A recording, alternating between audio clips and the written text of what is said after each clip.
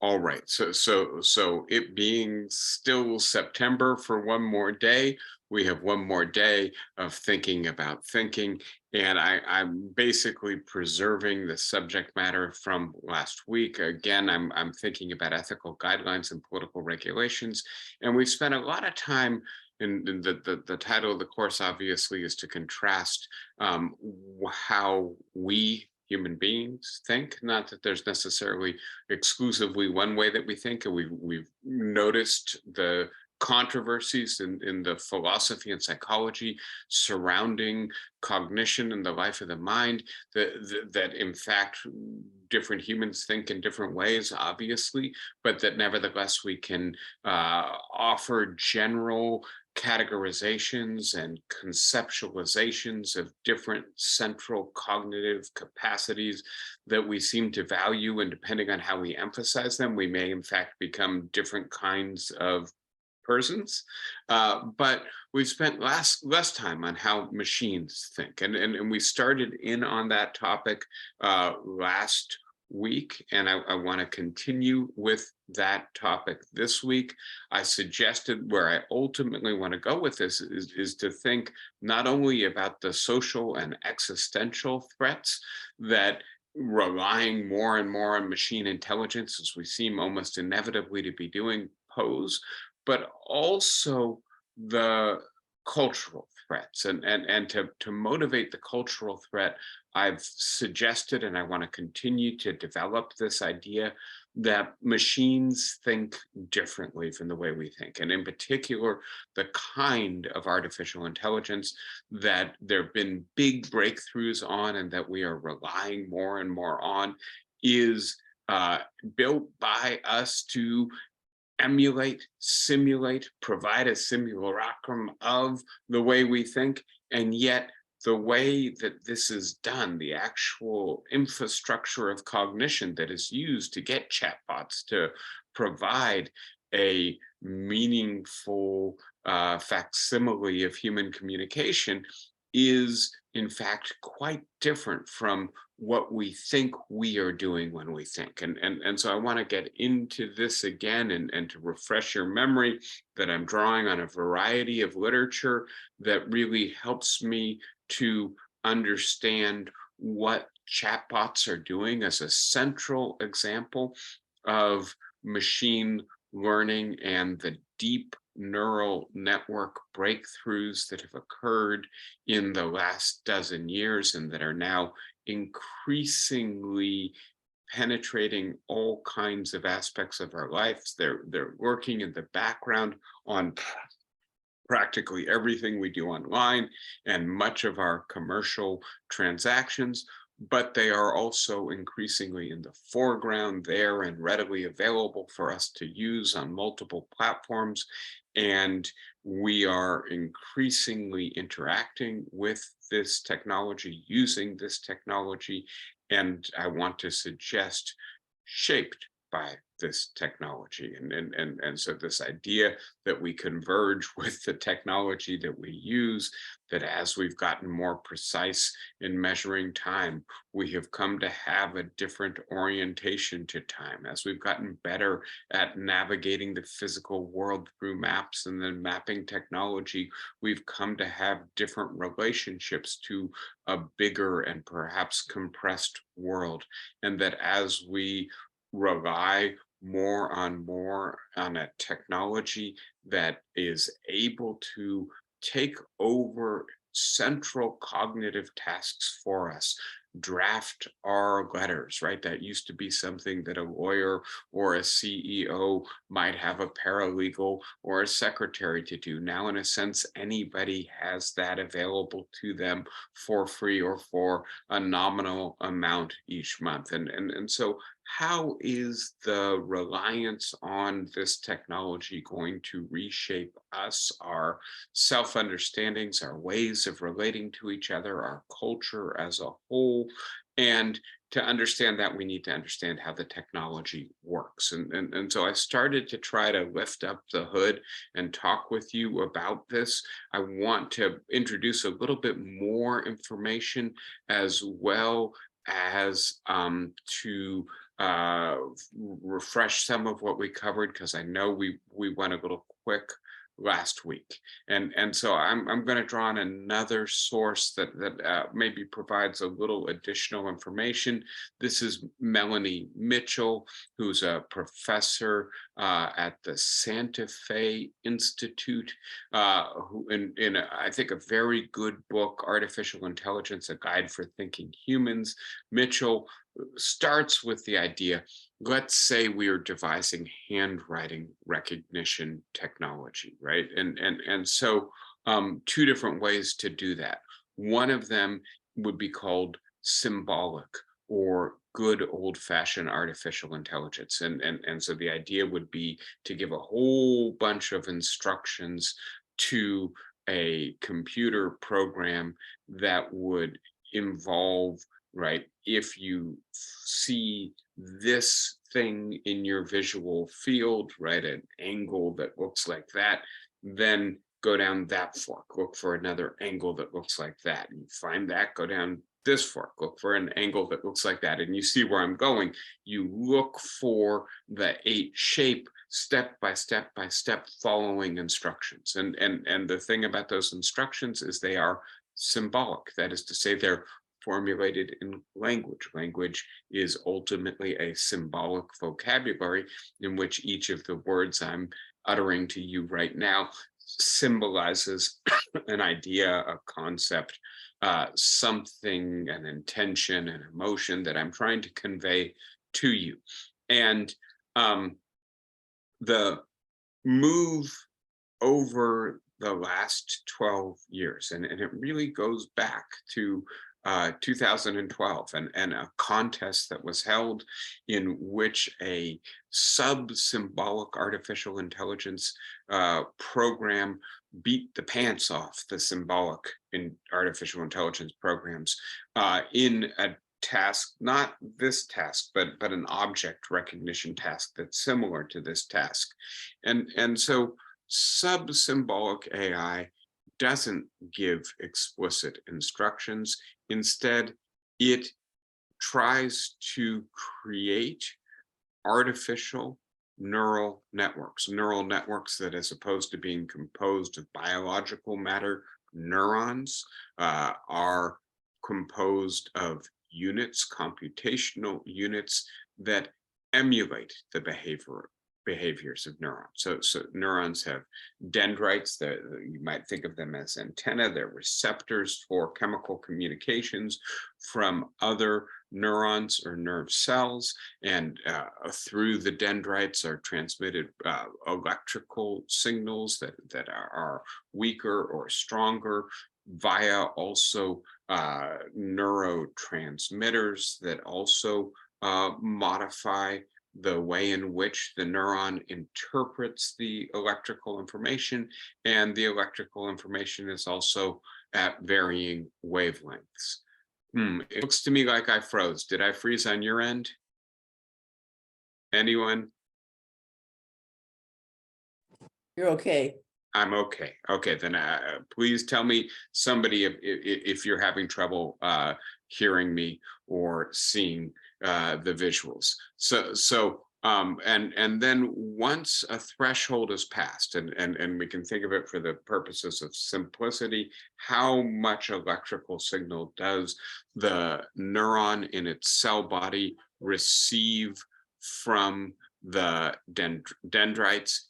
It in turn fires, and it fires via its axon, the root of the neuron, and that axon is then connected to the dendrites of other neurons, and you get a whole chain of firing in a network. And what the people who are working on sub-symbolic artificial intelligence try to do is to devise these artificial neural networks that emulate the behavior of neurons in a silicon as opposed to a biological environment.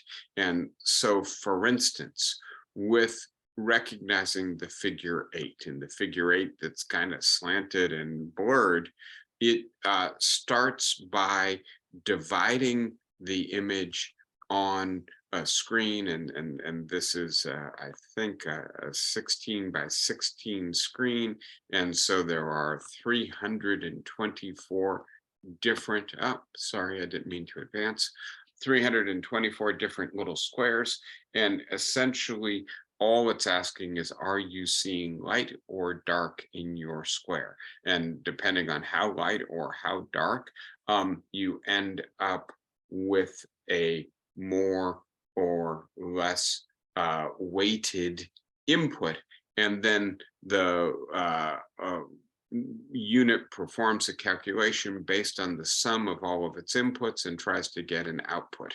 And that doesn't work very well, to be honest, right? What works better is to have layers of neurons, and so that some of the neurons may just measure the lightness or the darkness, but some of the other layers and neurons may measure the angles. And eventually, by creating enough layers and enough neurons, we get a computer neural network that can do much more complicated tasks than recognizing handwritten eights. And by the way, I've got Marvin Minsky's paradox here: easy things are hard. And part of what he points out is that for both subsymbolic and symbolic artificial intelligence, 20 years was spent trying to get programs that could recognize eights. We're very good at it, but it was actually very difficult to get computers to do it until this breakthrough with these deep neural networks occurred. And now this is the dog recognition task.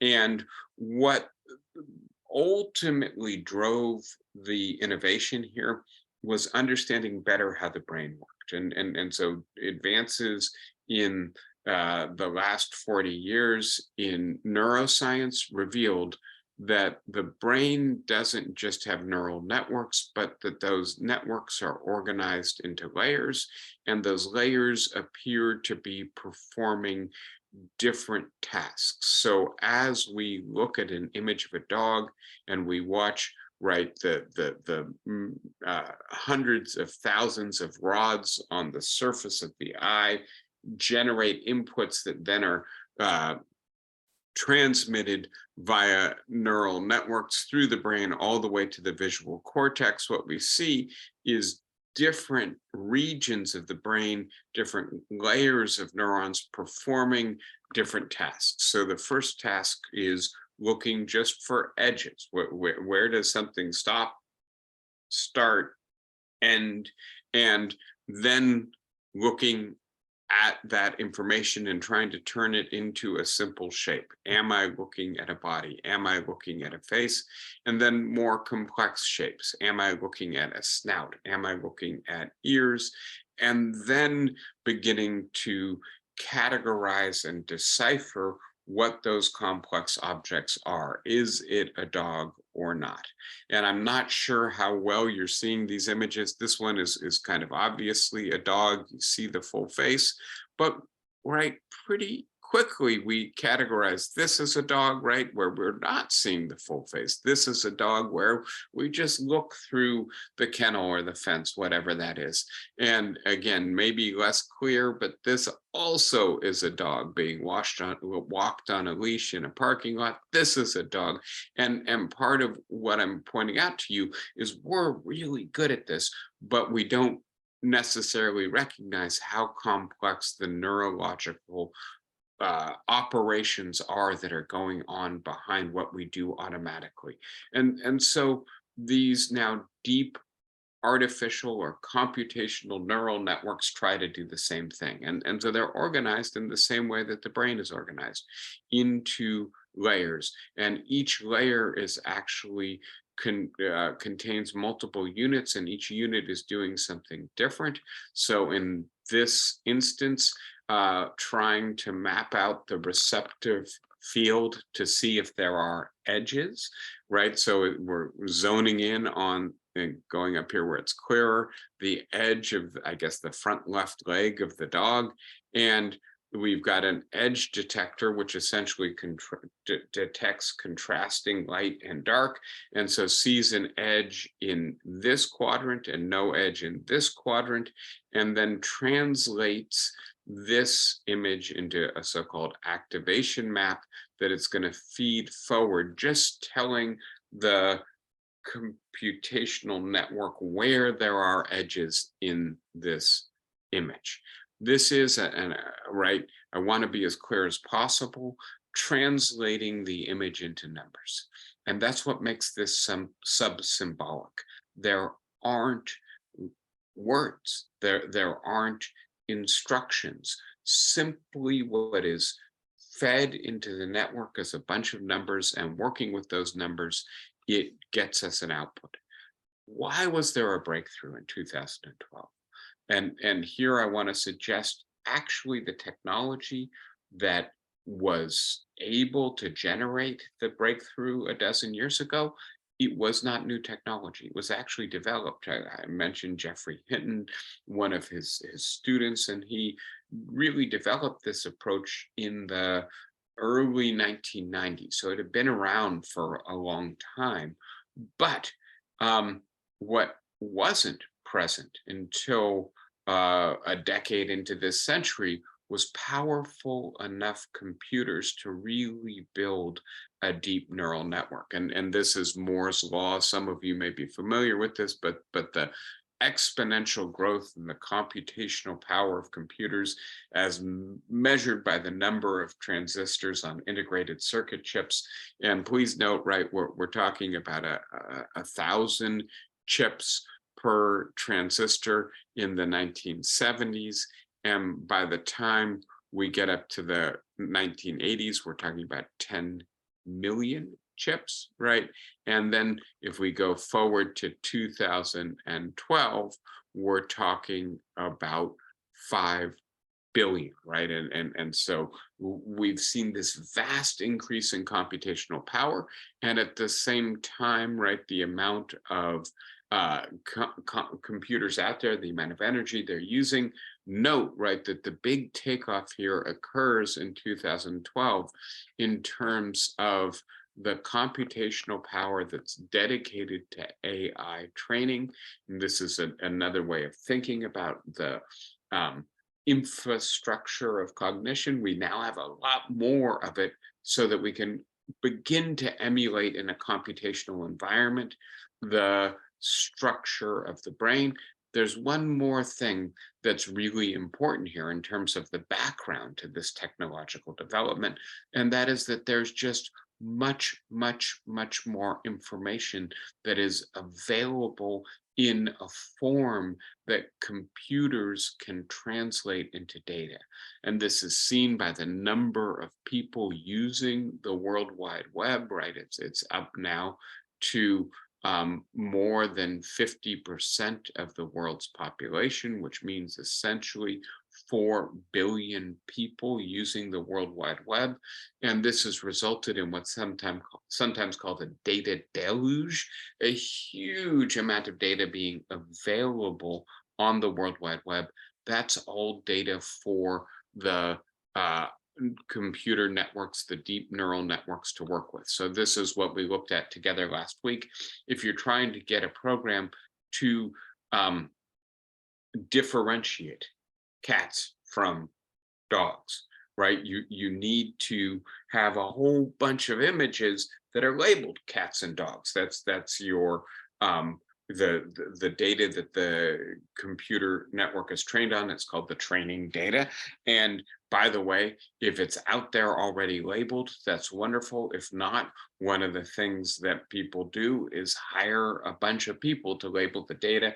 The fact that Amazon has these mechanical Turks, they're called, don't ask me why, but that basically on Amazon, you can get people to bid for doing really routine, uh, mundane tasks like this, and they'll often bid for doing it for rather little money. And so you can get somebody to label 10,000 cats for you, and then the network is trained on this. The weights in the network are adjusted. Slowly but surely it gets better at calling cats and dogs and squirrels neither cats nor dogs, to the point where you get near perfect recognition. at that point, you've successfully tuned the weights in your neural network. And please note, this is a vast simplification. There may be literally billions and maybe even hundreds of billions of weighted calculations that are simulating in a computational environment neurons to get cats and dogs sorted. And then we note that this is very similar to what's going on with the chatbots. But what the chatbots are doing is sorting words into meaning space. And what that means is that they are, first of all, assigning each and every word a number. So 50,000 words in the English language, 50,000 data points in the meaning map that a chatbot is using, and then trying to figure out probabilistic associations between words, right?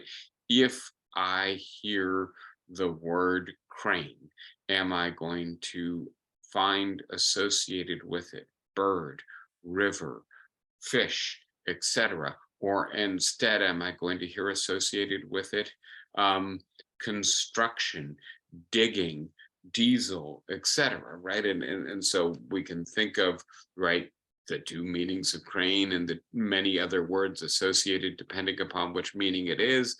And then the 50,000 words in the English language, all organized according to their probable association with other words. And the reason that these neural networks spend so much time and energy and computational power organizing the human language, in this case, the English language, all of our natural languages into meaning maps, is because this is what allows them to emulate producing a meaningful sentence in the English language. And here I'm going to start just with one example, right? And this is an example from Stephen Wolfgram, and he feeds his chatbot GPT-3 the best thing about AI is, and then asks the chatbot to complete that sentence, and what he ultimately gets is the best thing about AI is its ability to learn. He points out that if you look at what it actually does, you can see that it considers the best thing is its ability to learn from, the best thing is its ability to learn from experience, the best thing is its ability, and ultimately hits on the best thing is its ability to learn. That's a simplification. What it really does, and what this diagram shows, is consider in less than a second over 10,000 possible ways to complete that sentence, and does a calculation for which of them is the highest probability, right? So it's complicated because it does it word by word, right? And so once it's got the best thing about AI is its ability, what comes after is its ability, right? And it considers to learn, maybe to help, to assist, to and we could keep going, and it considers multiple ways of completing the sentence and ultimately hits upon its ability to learn. And I just want to then summarize, right? And so we've got that this is a pure feed forward network, that what it's doing is considering word by word by word by word how to construct a sequence of words that have the highest probability to fit with the other uses of the language that it's familiar with. And I'll point out very quickly, it turns out what I just said is not 100% accurate. That if you ask the neural network to give you the most probable way to complete your sentence, to write your letter, to compose your poem, to compose your song, to do your research project for you. Emphasis on highest probability, right? It comes out sounding and feeling like it's a rote robotic exercise in language production. It doesn't actually have the verve, the creativity, the expressive oomph that we associate with humans using language. And so the engineers who build these networks also build a certain latitude in. And then they just see how much latitude they need to give. Give me 99.9% probability that it's the best word. Oh, it's still sounding a little stale. Let's go with 99.95%, 99.9%. And they get to the point where mainly it's not doing crazy stuff, but it's sounding a little bit more like a human being. And therefore they build that much margin of error in terms of not a 100% probability match.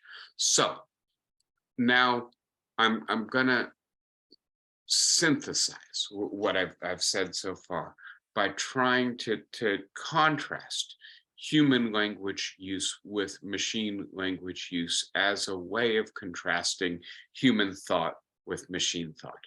So the first thing I want to point out is that it does not have a model of the world, what's sometimes called an ontology, which is just a fancy philosophical word for what there is in the world, a map of the things that there are.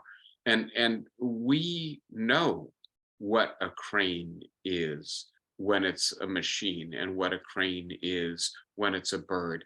And we know why we probably prefer seeing the bird to the machine in most contexts. And we that reflects a sense of what that word means, what that word refers to, what it's like to be in a world with birds and machines. And this is not what is going on with the chatbot. It is not trying to express something about a world it understands. It's not trying to say something to you based on its understanding of who you are and what you're interested in, or of the emotional appropriateness of an expression in a particular context. It is doing a brute calculation of probabilities that is completely parasitic on or derivative from the way we use language, which is based on how we understand the world. So I hope that is clear, that that's a first and fundamental difference. Second of all, the chatbot, the artificial intelligence, the machine that has learned language, does not understand meaning or logic or have intentionality or thought or sentience or emotion, right? And so we're going to see this in a couple minutes. When you ask the chatbot some questions, you get some funny answers because you're used to things that use language, i.e., people having a sense of what they're saying and its meaning and its logic, the reason it makes sense to say this in this context, and what I'm trying to accomplish by saying this to you. I've read a bunch of books about this. I think this is important. I want you to understand it, and I want you to be able to keep up with these technological developments because it's important to navigating the world that we live in. None of that is at work when these machines produce language that seems like it reflects all of that. And so I do want to say that in a sense, this is impersonating human subjectivity, but at least we should be aware that This is, in certain respects, maybe more like the ventriloquist puppet, in the sense that it is deriving its meaning from what other humans do, not because it can actually understand meaning in and of itself. So then that gets us back to the idea that it's parasitic, and it's parasitic on the billions of texts it's been trained on. And this gets me to then one, I think, really important difficulty with a world in which we use this technology more and more. Chatbots are being perpetually trained, artificial intelligence is being perpetually trained on what's out there in the web, right? And what's out there in the web is vast and often problematic. You may remember maybe 5 years ago that one of the first chatbots that IBM produced, within 24 hours, was saying all kinds of racist, hateful, Nazi crap. And it was saying it in part because there's so much of it out there on the web, and then the people who were using it were egging it on to do this. And so it goes where we go in the first instance, and we go many places, especially when we're online and anonymous. But please note that as we get into a world, and I am seeing this already. I have friends who are working in, for instance, in advertising, who are using this technology to generate their ads. And not that they don't edit it, that they don't refine it, they don't check it, but the initial draft is generated by this stuff. And we know that, for instance, on Amazon, you can go and buy a guidebook to Machu Picchu right now that is not written by a human being. That there's a pseudonym associated with the book, but it was actually written by a chatbot. And some smart entrepreneur is I guess I should say entrepreneur without much by way of ethics also has decided that the best way to make a quick buck is to sell a guide to Machu Picchu that was written by a chatbot, so he doesn't have to pay an author or an editor or Yes, anybody else. Was that a comment? No. yes, I was commenting. Go ahead, Flossie. Yes, I know about these things, that you actually can ask somebody to write a book for you, and you're not sure who is writing the book. Yeah. It's awful.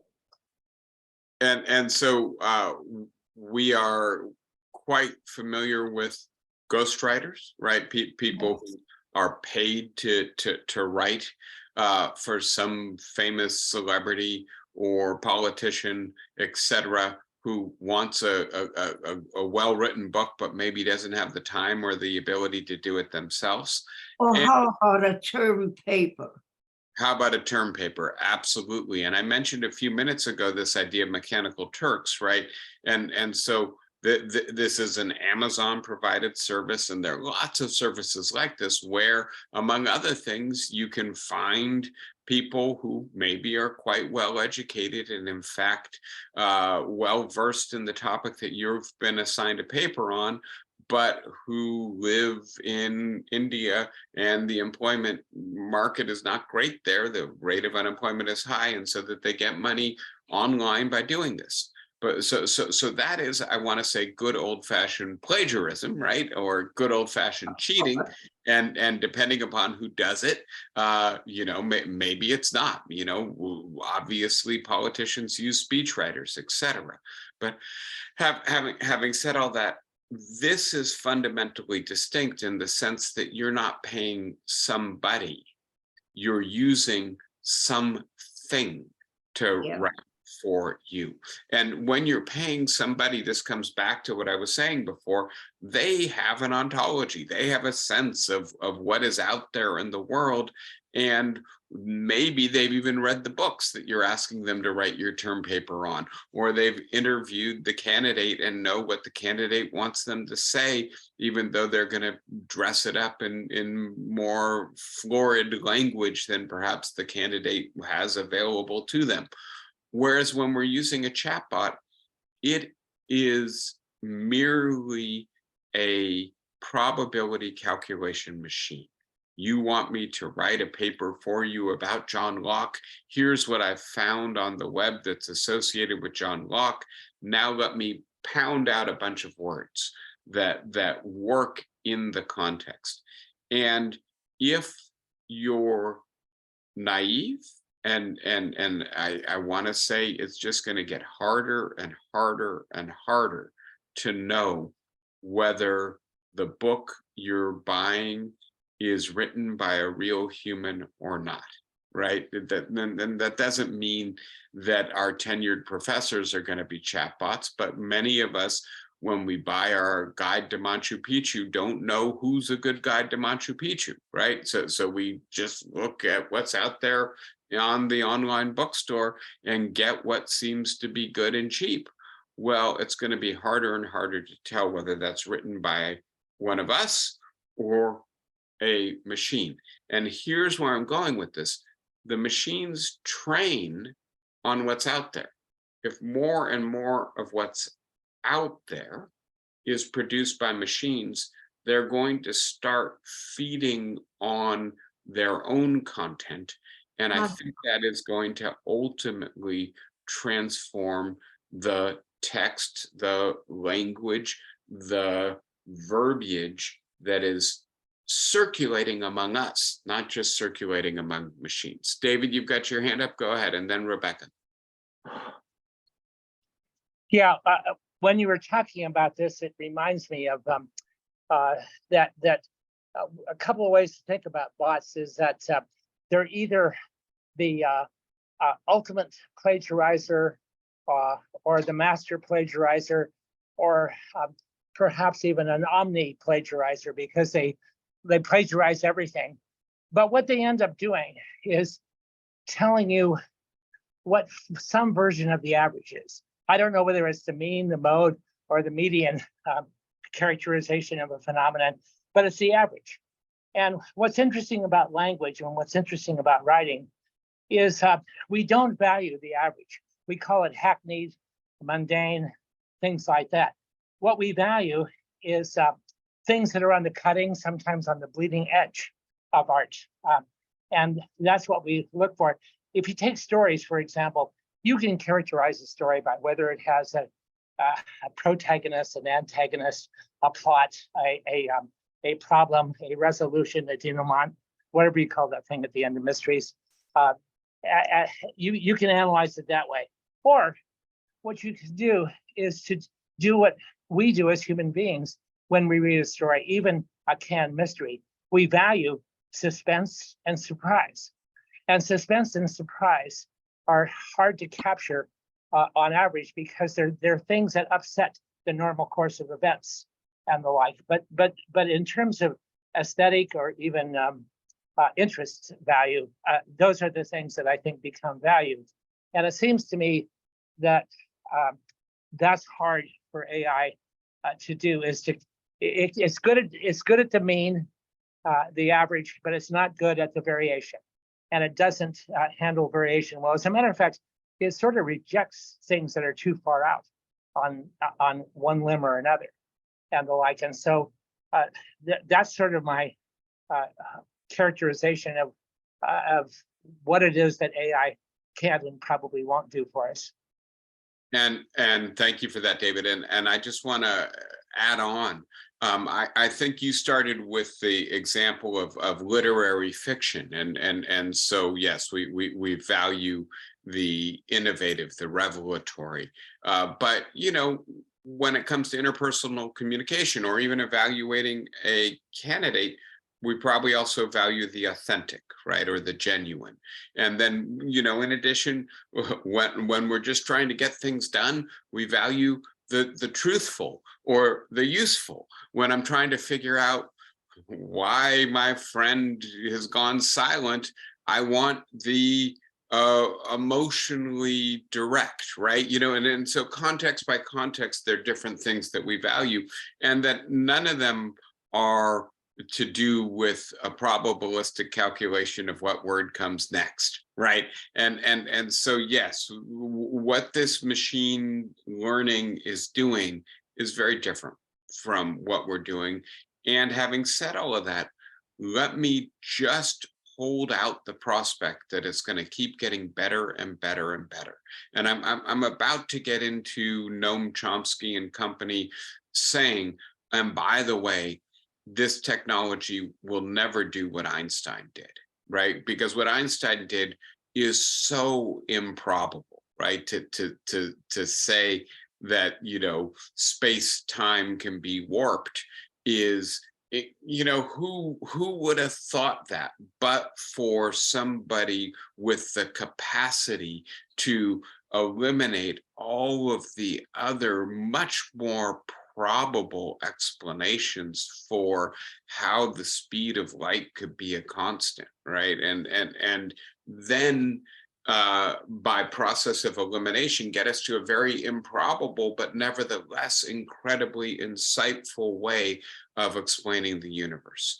And so Chomsky will suggest that we can never get that kind of learning from AI. Yeah. And similarly, I don't know whether it's Proust or Faulkner or Morrison, pick your favorite modern author. Are we ever going to get something like that from AI? And I think, again, the suggestion is probably not. But having said that, I think when it comes to suspense, when it comes to writing a good mystery, if the genre is already well established, if the tropes that make the genre work can be well understood, I think this technology might actually get very good at writing mystery novels that a lot of people who love mystery novels are really going to enjoy. I'll give you a simple example. I believe the composer's name is David Cope. I've got it on a slide in a few minutes. Who devised a program he called Emmy, which I'm not sure. Experimental musical intelligence is what I think it stands for. And it's designed to, quote, listen to classical music, detect the syntactical rules that allow the composer to compose the kind of music they're composing, and then to compose new music using the composer's syntax. And so this composer, who is also a computer scientist who devised this program, asked this program to compose a new Chopin mazurka, right? And then took an obscure Chopin mazurka and the new one his computer program had composed to a conference of Chopin scholars and played both of them for the Chopin scholars and asked the Chopin scholars which one is the real Chopin. You know what the majority said? The one composed by the machine, right? And he didn't just ask them for a show of hands, he asked them to write down why they chose the one they chose. And they spoke about the expressivity, the originality, the emotional depth of the music composed by the machine as the telltale sign that it was composed by a human being, not composed by a Not machine. the syntax. Yeah, Pardon? well, Not the syntax. Not well, but the syntax is a shorthand for the characteristic way the composer composes their music, right? And so no, well, they didn't point to the syntax. They didn't point to the way in which the software was working. They thought that the syntax was in the service of expressing something much deeper than a kind of brute force calculation. Chopin composes in this way, so now we can compose in this way, following those same rules.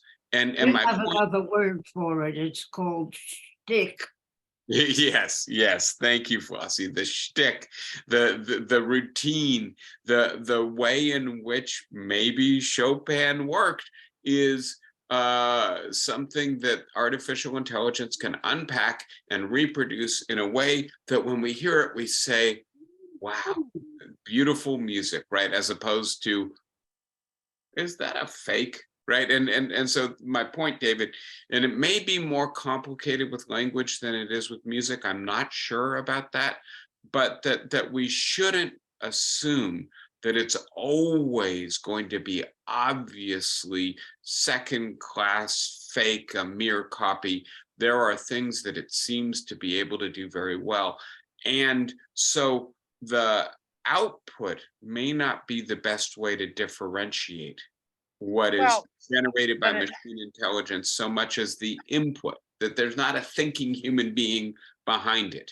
You want to come back on that, David? well, I just want to say that maybe what's best in terms of making these decisions about what's valuable, worthwhile, and the like is captured by both knowing how prototypical something is, but also how variable it is. Yeah. That the truth of things is captured by some kind of tension between those. Yeah. Because novelty doesn't work unless you can recognize the germ of prototypicality in the thing. I mean, novelty just for the sake of novelty is also stick, or whatever Fossey said, and the Yeah. like. So, and I would point out that I'm glad you're going to Chomsky, because Chomsky's revolution with syntactic structures in the late 50s, and this is when I was studying language at the University of Minnesota, is what's important about it is that his distinction between the deep structure and surface structure of language, which I'm assuming you'll talk about, or at least point to as emblematic of the times, was an attempt to show why the behaviorist approach to examining language, which was just like what the computers do, you do these Markovian chains, and that is after every word you predict what word comes next, and the like. But we didn't have computing power to do that at the time. The behaviorists like Skinner and others were trying to do that. But his distinction is what said to us that we'll never get there simply by assuming that what kids do when they learn language is just build up these probabilities like our current chatbots do, that what they acquire or what they have wired in them is some resonance for the deep structure of language, so that when you say the boy the girl hit in the stomach was ill, you know that the boy goes with was ill, not with hit in the. It's not the boy isn't the one who hit him in the stomach. But I guess my point is that distinction becomes important. But I just thought, as you were talking about the fact that maybe AI is going to restore the integrity of the old behaviorist views about language acquisition that come from the pre-cognitive revolution days. And you are 100% right. And so I'll just point out that the person whose diagrams I'm cripping for my presentation today, Stephen Wolfram, who is a MacArthur Genius Fellow, multi-billionaire because of his innovative work in computer scientists,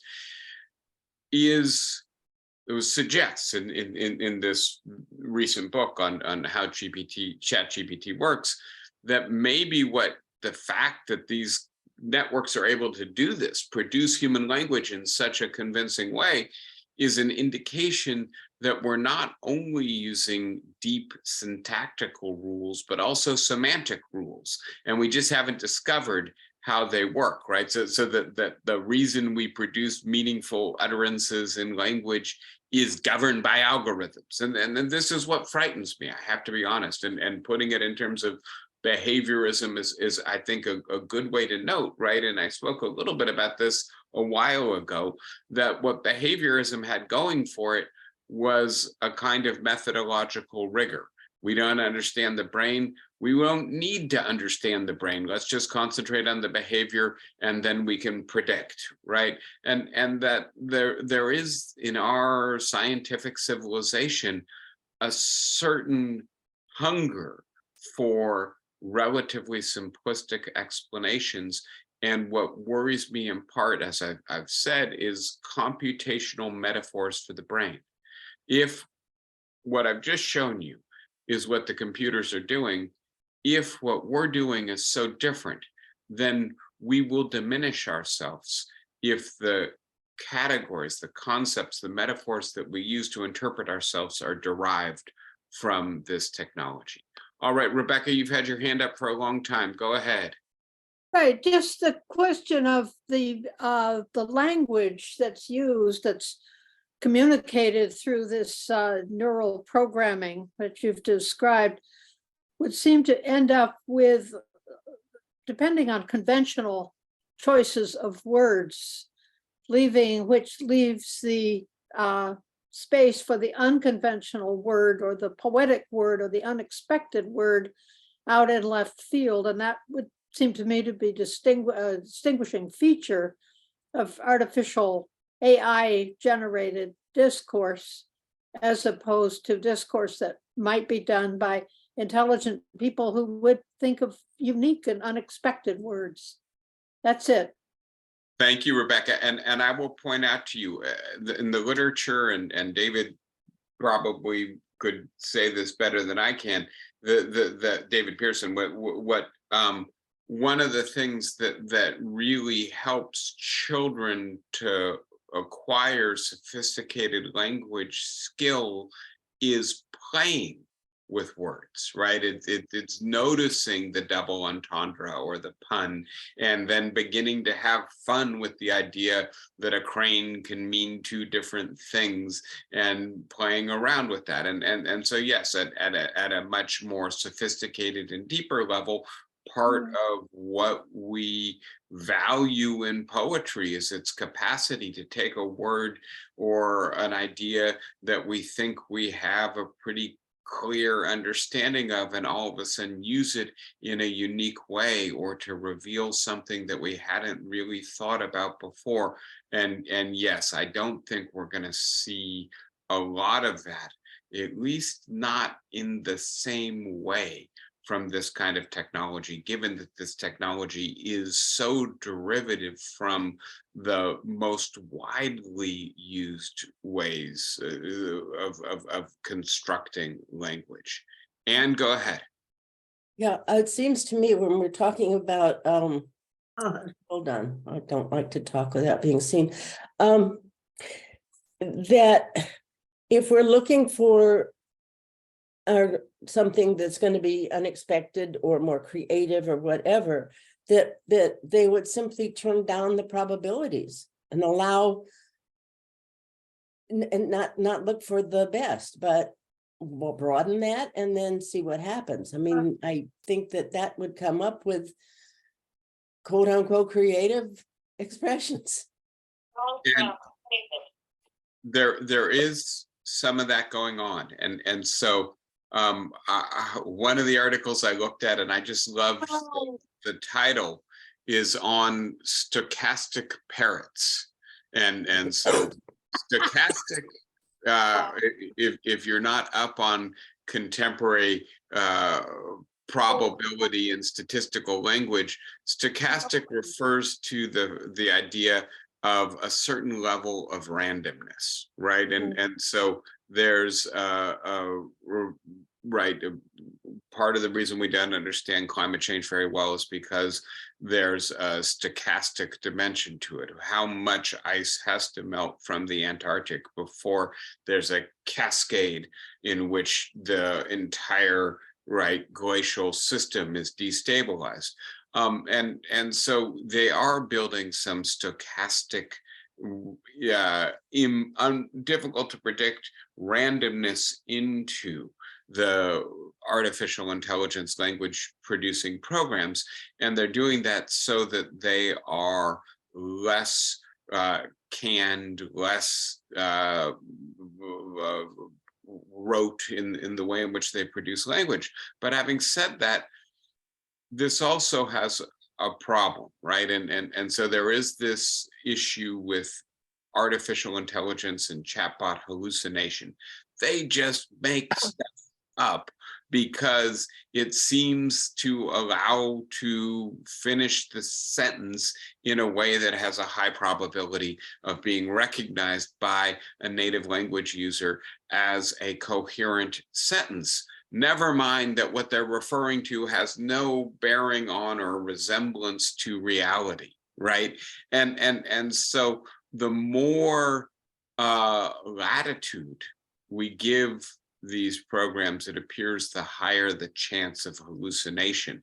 And I want to say, in this sense, probably what the poet is doing, to stick with that example, is quite different from what the chatbot is doing. If we're allowing more room for the chatbot to have a little bit less of a deterministic outcome, then it is playing around with less probable words. What the poet, it seems to me, typically is doing is not saying, what if I use that word? What if I use that word? What if I use that word? As opposed to, there's an experience that I don't think the language currently allows me to express in a way that captures the experience.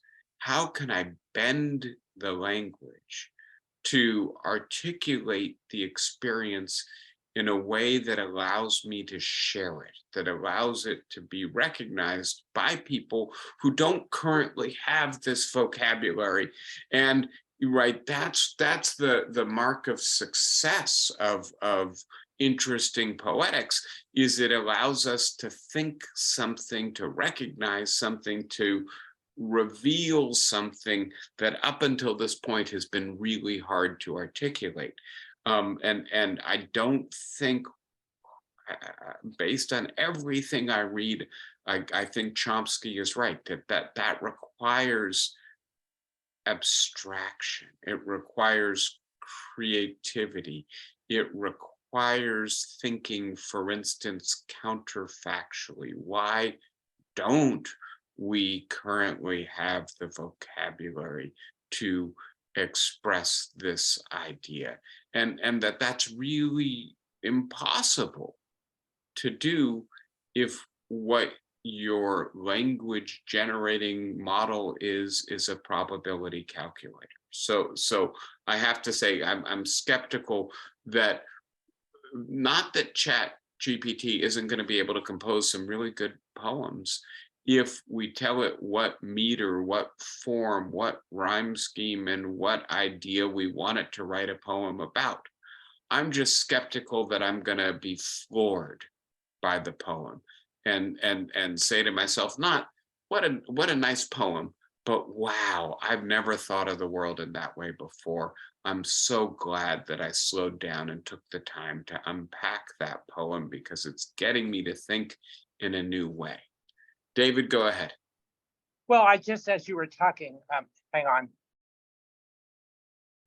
Okay. Yeah, as you were talking, two things occurred to me. One is that these acts of creativity, of moving out on the bleeding edge, or far out on the limb, one way of thinking about them is that they may not be as probable as what's sort of true on average, but they still have to be plausible. And we haven't talked about the test for plausibility. And it seems to me that if they're not plausible, they're rejected by the viewer or the listener or the like as just kind of dumb. The other way of thinking about it is that maybe the AI will have to recognize things that are less probable by invoking some notion of average deviation, or to use statistical terms, we call it the standard deviation, right? In statistics, and the standard deviation is the amount of variation that you would encounter without there being something really exceptional. Mm-hmm. And things have to be beyond the standard or the average deviation in order to allow you to sit up and take notice. And so that the way you would handle these extremes is by how good of an example of an extreme variation is this from the norm. So that you would apply the notion of probability to the deviations. That's my point. And so this might get us somewhat more creative or less predictable chatbots. It might also get us greater levels of hallucination or incoherence in communication, right? And here I'll point out that the people who study how the programmers determine what the right way to layer the neurons are is, and also what the right amount of yeah, indeterminism or latitude in the probabilistic calculation. Those people are sometimes referred to in this literature as doing Kabbalistic work or as network whisperers. There's really not much science to this. It's interesting in that regard. But having said all that, I think the deeper point I want to leave you with today is okay, that might get more creativity, but will it get this expressive capacity, not just to use words in novel ways, but to express novel experiences and ideas?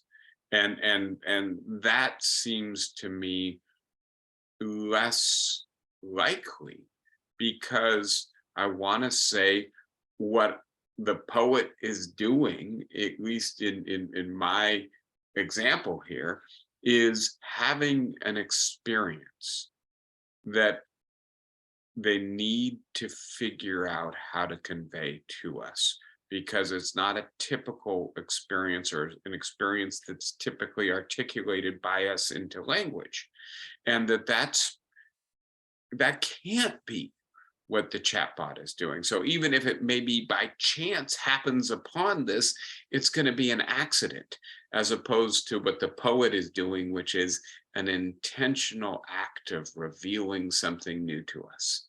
So on that note, we have a new baby in the family, and I have to take my father and mother-in-law up to visit, and they're going to be pretty upset if I'm not ready to hit the road in 20 minutes. So I think I better say so long to everyone for today. And I keep trying to finish this, and we keep having these great conversations. Thank you guys for bringing such interesting comments and questions and background and insight to all of this. I'll figure out where we're going next week. I'm still thinking about regulation, but we'll figure it out. Take care, everybody. Be well, Flossie. Get better soon, and see you all next week. Thanks, guys. Bye-bye.